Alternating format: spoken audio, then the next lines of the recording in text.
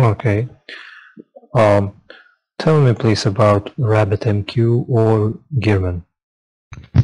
Yes, RabbitMQ or the Gearman, both are the open source message broker that are used to enable communication and coordination between different parts of distributed systems.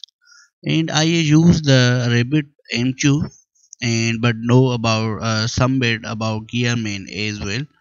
So the what I see the difference, like RabbitMQ is a message broker that implements the advanced message queuing protocol, and which is a standardized protocol for message oriented middleware, and it supports wide range of messaging patterns like point to point, publish, subscribe, and request response.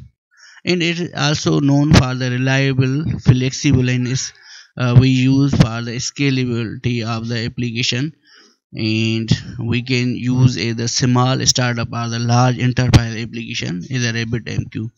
And in other hand, the Gearman is a message broker that is designed specifically for distributed job processing, and where we can use is like the data processing, image rendering, and scientific simulation.